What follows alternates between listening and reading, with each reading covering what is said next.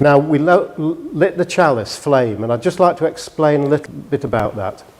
Now, for me, I see this chalice flame as the light of hope. For Unitarians, this chalice flame is a symbol. It's a symbol of truth, compassion, reason, freedom, tolerance, respect, and hope. Because Unitarians are not under any particular doctrinal umbrella. They don't have a doctrine as such, a central doctrine. What they have is a spectrum of beliefs and values and principles that all people from various persuasions can share. I mean, I would put myself really on the God end of the Unitarian spectrum, which is really handy because I meet the atheists coming the other way. There's a lot that can be gained from sharing each other's experiences. Chalice flame is a symbol of oneness as well as hope and freedom, because it reminds us that though the flames are many, light is only one, and that is really the essence of oneness. Diversity, but all one thing.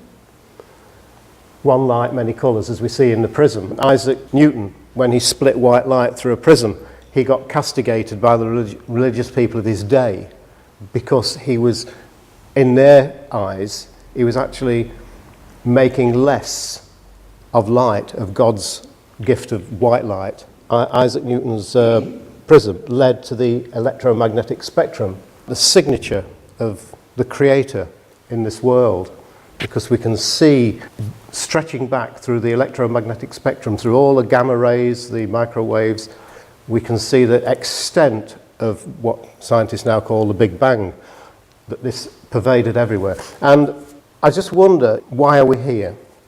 We did this once before when we came to Glastonbury, and we asked, why were we here in this place and not here in some church? Because at the time we were in a hall like this. And I feel that people today come together, like many people do in Glastonbury and other places, not in religious bodies, but they come together as spiritual explorers. And for me, the letters SBNR sum it up, because for me that means that they are spiritual but not religious. And mainstream religions over the time, unfortunately, has marginalised all those people like myself and many of you possibly here who will not fit into a doctrinal package. Because of that, possibly we're not considered spiritual, but we are spiritual beings. We're all spiritual beings, whatever we believe or not believe. One light, many colours.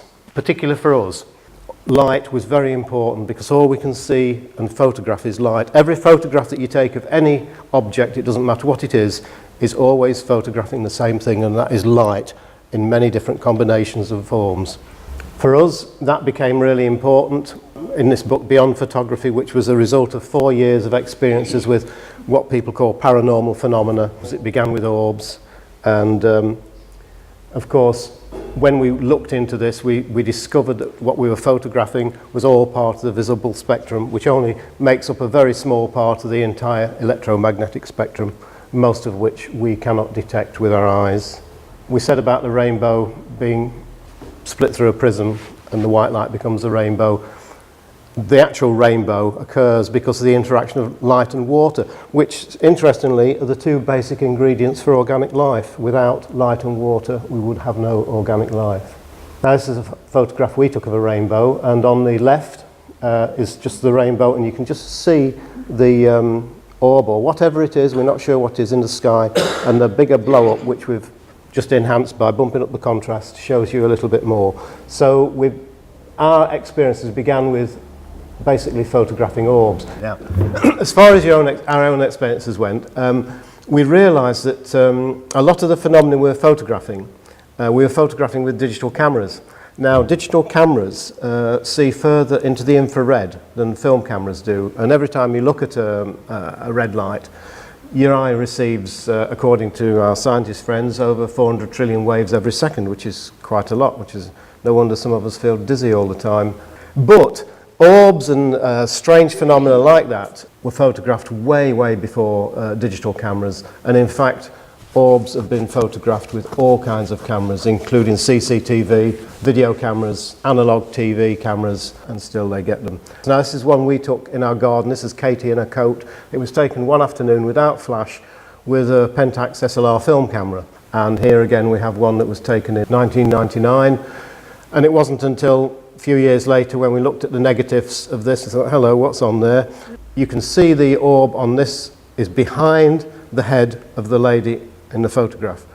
Now, anything behind an object is part of the world outside the camera. And here we've got a moth. I mean, some people said, oh, when you shoot images at night, you take in moths or insects or something. Well, we know the difference. This is obviously not a moth. There is a moth on it, but there is an orb, again, behind the moth.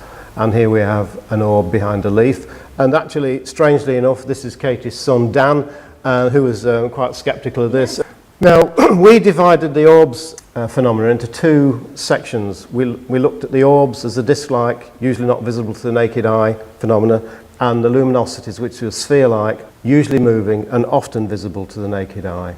We've photographed lots and lots of orbs, so have other people. Now here are a few of the phenomena we have photographed. One, the top left is our grandson Charlie, and that is him in some woods near our house where he was actually looking at this light. This again is in the afternoon without flash. And the right hand side at the top are some Unitarians with orbs. On the bottom row there's Katie with an orb right next to her, and again in the middle photographing one. This is a friend of ours in America on the right hand side at the bottom. Yeah, she's singing to her parrot, actually, and every time she sang to the parrot, you could photograph orbs. Someone had told us at some point in our journey that they had discovered that this phenomena would be visible if you played music. And we thought, that sounds unlikely. But we discovered, especially with this girl here, that that's exactly what happened. We had 3 cats, and they used to accompany us on our little journeys photographing orbs. We noticed that we're interacting with stuff. We couldn't see what it was, and then eventually we started to capture it. We noticed that other animals too, and other people's animals, were also responding to this. And sometimes some humans can see them as well. This is a guy from Switzerland on the left who's sent us a whole heap of photographs, and again, that's our little grandson Charlie in the woods at home.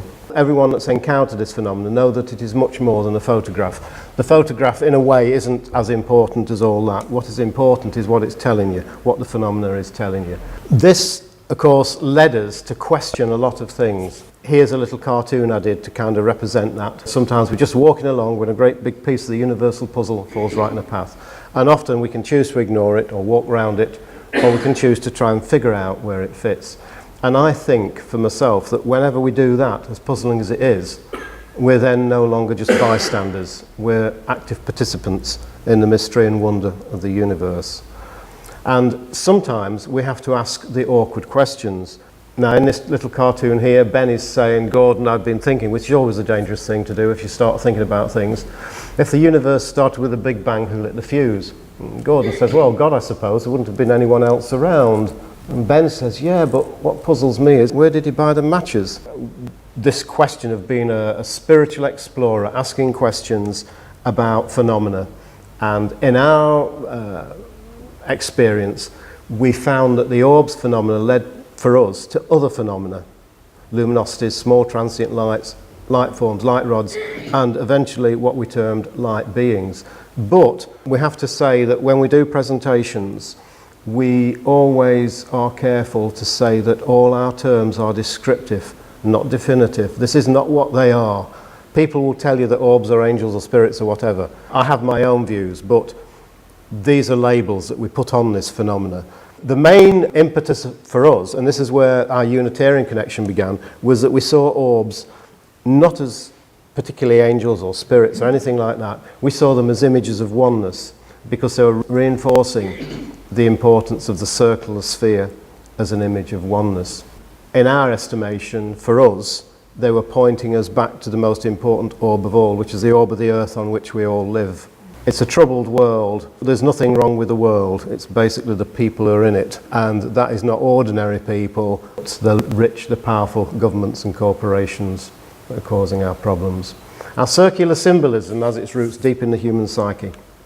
And, of course, we realise the circle is a symbol for oneness, unity and God and enlightenment. So we saw in the Unitarian movement, we saw a connection with this circular symbolism. Very much like the Tao, this is the Tai Chi, the symbol of the Tao, movement, diversity, balance, oneness. The Unitarian symbol of the chalice, lighting the chalice, the light of freedom, compassion and oneness. Now this is a section from a mural that Katie did for our Unitarian chapel in Kendal, but the idea here is it's one creator, one creation, one spirit of life. So we found an affinity as spiritual explorers with the Unitarians. And this is our little introit. Spirit of life, come unto me, sing in my heart all the stirrings of compassion, blow in the wind, rise in the sea, move in the hand, giving life the shape of justice, roots hold me close, wings set me free, spirit of life, come to me, come to me. Now when we first heard that, we felt that this was something we could share in, the idea of the spirit of life, because it doesn't depend on what we believe, what we think we believe, what we think we know. It is to do with our common bond as created beings in the breadth and depth of creation. Now where we live in the Lake District was once the home of Lord Wakefield. And this is our front room, and there's a little guard up for one of the grandchildren there. And this very room, this was where we began to photograph orbs. And to begin with, we couldn't get them in any other room. And because of that, our sceptical friends and relatives believed the orbs were reflections from the mirror. So they all came round and took the mirror down. We had about 4 different cameras. After several shots, no orbs. So the skeptics were really happy. But then we got a few orbs in that room. And Katie's brother, Sam, who was one of the biggest skeptics at the time, he said, well, I'd be more impressed if you got a whole room full. And the very, very next shot, that is exactly what we got, was a whole room full of orbs, but over 200. But after that, even though we took umpteen shots with 4 different cameras, nothing. It was as though something had said, that's it, you've had your answer. Now, it wasn't until several years later, after we'd joined the Unitarians, and we were then having Unitarians meeting in our front room, in that very front room. A friend in the Unitarian chapel said, oh, you should read this book, The Social History of Kendal. And in that book, it tells us that the first group of what were then Quaker Unitarians met in our front room. In that very room where we had photographed the orbs to start with, and which had led us to the Unitarians. And of course that was very, very important to us on our own spiritual journey, because the whole idea of oneness, as symbolized in the Tai Chi symbol, a yin-yang symbol of the Tao, it was very important, because for us that is a spiritual basis for everything. I did a little book a couple of weeks ago called The Spiritual Explorers, which is a personal view of progressive spirituality for the 21st century. And it does mention Unitarians, but it isn't all about Unitarians. It's about being a spiritual explorer that we can all be. Now, today as never before, in terms of spiritual exploration, we've got the opportunity to voyage beyond the old paradigms into a new cosmic perspective. Now, I just want to look at our cosmic perspective. Here's the approximate size of the Earth compared with the Sun. Very small. The Sun is huge, highly dangerous, although it gives us our life. But we all take it for granted. It's that big light in the sky. And we don't realise sometimes what the power of the sun is. Now this is one of the biggest orbs in the universe. This is a bubble nebula in Lyra. And that nebula there, the bubble nebula, is 40 billion miles across. It encapsulates a star that is about 200 times the size of the sun. This is the Andromeda Galaxy, which is very similar to our galaxy because it's a galaxy with spiral arms. And because we can't see our galaxy, we can kind of guess at it. But roughly, this is where we are, right on the edge of the Milky Way. On our little world, everyone is different. When you look at pebbles on a beach, they all look the same, but when you get close up, every one of them is unique. And it's just the same with us. We're all unique on our world. Individuation is the gift of life. Lao Tzu is a big proponent of oneness. He said, watch your thoughts, they become words. Watch your words, they become actions. Watch your actions, they become habits.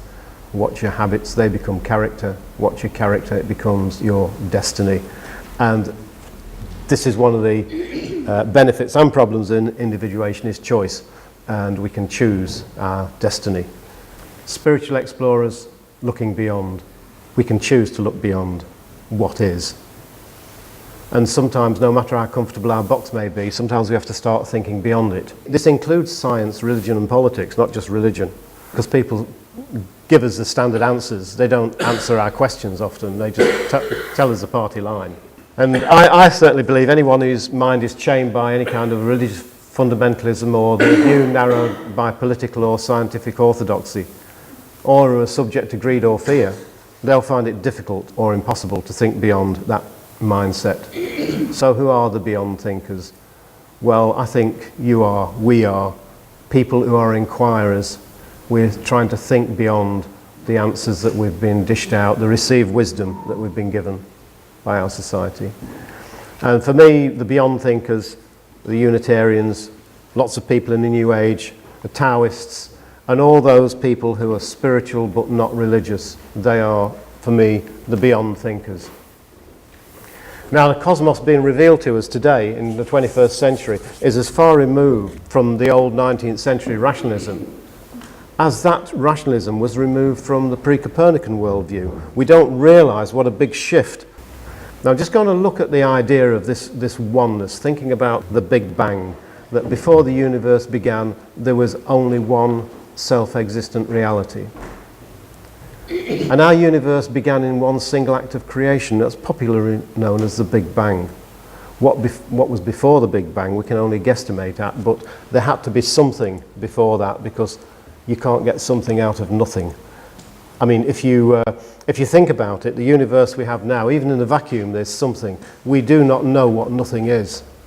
Everything is something in our universe. It may sound simple, but I'm a simple person, and that is the simple fact as I see it.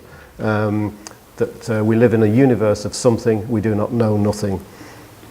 The one then, in that explosion of creation, or the Big Bang, it doesn't matter whether you're a theist or an atheist or whatever, life is. The one had become the many. And yet in all the trillions of billions of diverse forms, the one, that one first cause, I believe, is still there, in everything and connecting everything. There is only one reality. And for me, that beginning is really symbolized by light, because in the beginning, light. Even going back to the Bible, God said, let there be light, and there was light. So here we've got two statements, the spoken word and the light, both of which are vibrational frequencies.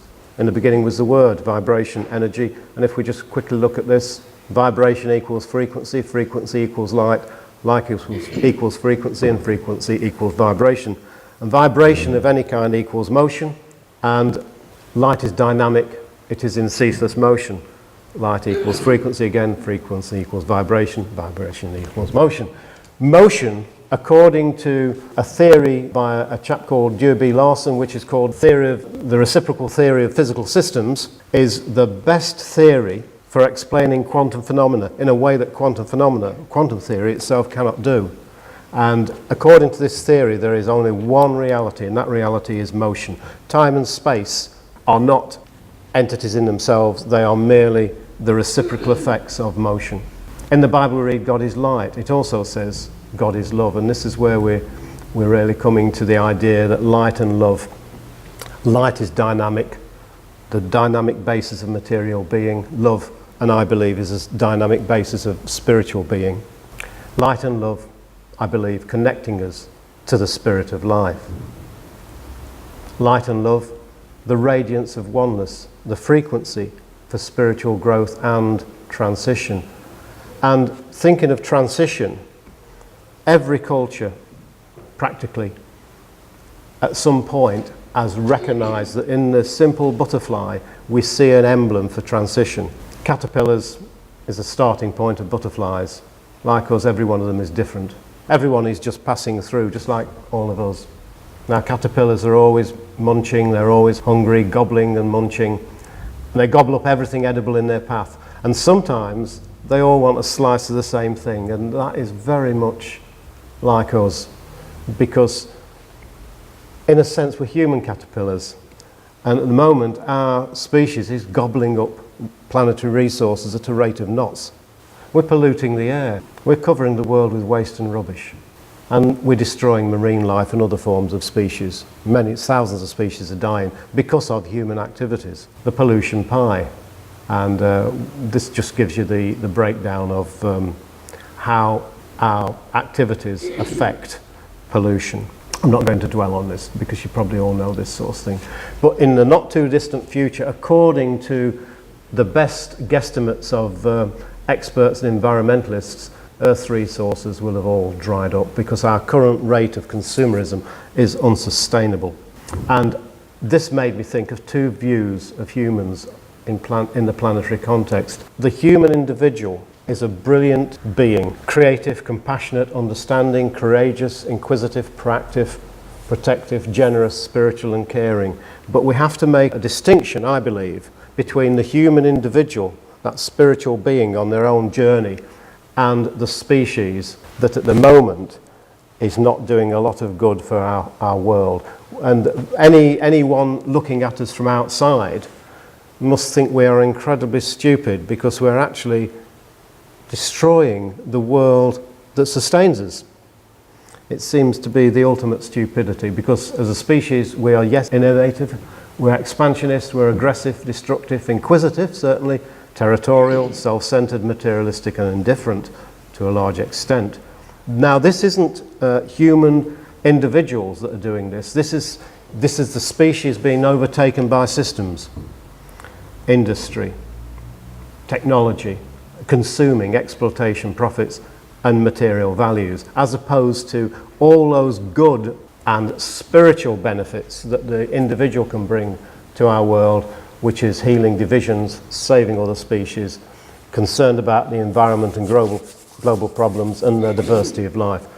Now, I do see a difference between the individual and the human species, because when I look back in history, I realise that humanity as an entity basically has achieved very little, but human individuals have shone like stars against the darkness. They've been innovative. They've brought scientific, artistic and creative light to the world, and often against all the odds. They have always had to fight against the odds as the individual. And we are, I believe, on a world on the edge of environmental disaster. And yet, as we're poised there, I do believe, even at the edge, the spirit of life, the spirit of light, can lift us up. Because like caterpillars, their whole lives are dedicated to moving beyond what they are. Yes, they gobble up and tear things up and munch away through their environment, but they are dedicated to moving beyond what they are. And I don't believe we were meant to crawl in the rubbish of our own making. I really don't. Because within each caterpillar is a vastly different kind of being, a butterfly, a different order of being. Because when the caterpillar goes into the chrysalis, the caterpillar just doesn't change into a butterfly, it's reduced to mush. The caterpillar's gone. All that is there is a genetic code.